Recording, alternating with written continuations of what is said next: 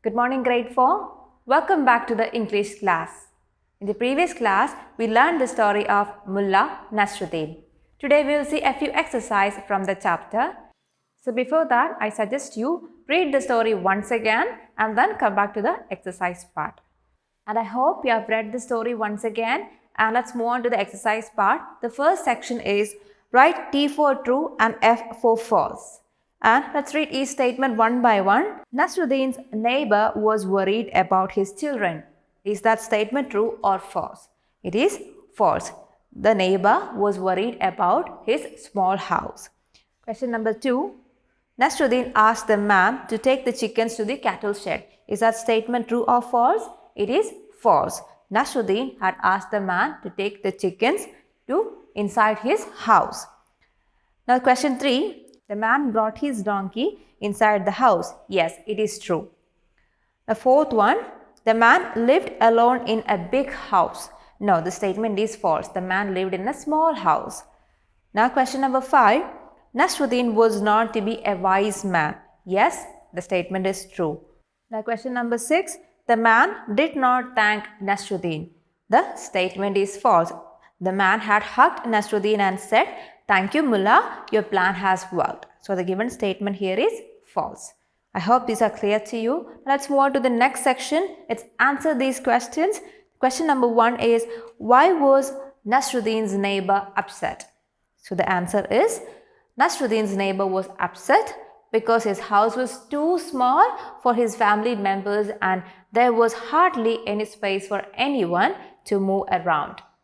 Now, you may note down this question and the answer in your notebook. Now, question number 2.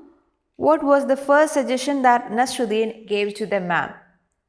Nasruddin's first suggestion was that he should bring all his chickens from the yard into his house. So, I hope this is clear to you. Now, question number 3. Did the man follow Nasruddin's advice? What happened after that? So, the answer is, the man followed Nasruddin's advice. After 2 days, the man complained that there was less space than before and the chickens made so much noise that it irritated everyone present in the house. So I hope this is clear. Now the fourth question, what was the third advice given to the man by Nasruddin? So the third advice given by Nasruddin was that the man should take the animals out from his house. Now, the fifth question.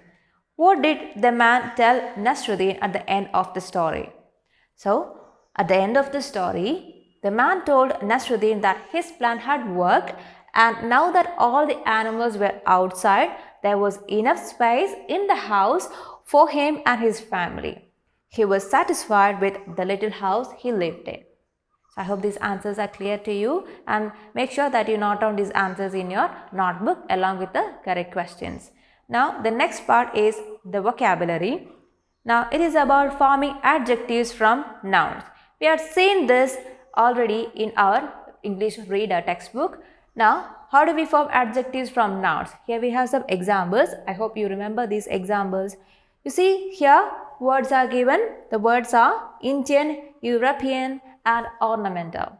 And you can see the word Indian is formed from the proper noun India by adding the suffix n to the end. So, India is a proper noun whereas Indian is an adjective. And here the word European is also an adjective and it is formed from the proper noun Europe by adding the suffix an. Now, the third one, ornamental. Ornamental is an adjective formed from the common noun ornament by adding the suffix al. So, similarly, you can form adjectives from nouns by adding proper suffixes. So, below the heading vocabulary here, you can see this exercise, make adjectives from these nouns. And there is a list of 8 words given there. You have to add the proper suffix and if needed, change the spelling of the given noun to form adjectives. You may use a dictionary for this exercise. Now, please pause this video, finish writing the adjectives here and then come back. Hope you are done with that exercise. Now, let's discuss each question. So, the first one is skill. So, we can form an adjective called skillful from the noun skill. Note that in the noun skill, there are two L's, whereas in the adjective skillful, there is only one L. So the spelling is changed. So pay attention to the spelling of each word. Now the second one, function. An adjective which can be formed is functional. Now here the suffix al is added. Now the third one, fool, foolish. The suffix ish is added. Now fourth one, anger. It can be changed to angry. We have changed the spelling as well as we added the suffix ry to the end of the word. Now the next one, question number 5. Rest, restful. We have added the suffix ful. Now the next one, artist, artistic. The suffix here is ic. Now 7, hero, heroic. Now the 8th one, nature, natural. So we have changed the spelling from re, we have changed it to ral by adding the suffix al. So I hope these adjectives are clear to you. So the next section is about idioms. We have already learned what are idioms. So an idiom is a word or a phrase which means something different from its literal meaning, and we can understand the meaning of the idiom by its popular use. So here are a couple of popular idioms. So I am all ears is an idiom which means you have my full attention. If I say I am all ears to you, it means that I am listening to you with my full attention. And if someone is telling you break a leg, it means that they are wishing you good luck. So break a leg is an idiom which means it's a way to wish someone good luck. So the next section of the vocabulary exercise is about idioms. So let me read out the question to you. Take the correct idiom for the given meaning. And you can see 5 questions there, and the meaning of an idiom is given there, and 2 choices of idioms are given with each question. You have to choose the correct idiom which have the same meaning as given. So let's do this. The first one is to have an overall view. The correct idiom for this, is it a bird's eye view or is it a bird brain? The correct idiom is a bird's eye view. So the idiom a bird's eye view means to have an overall view.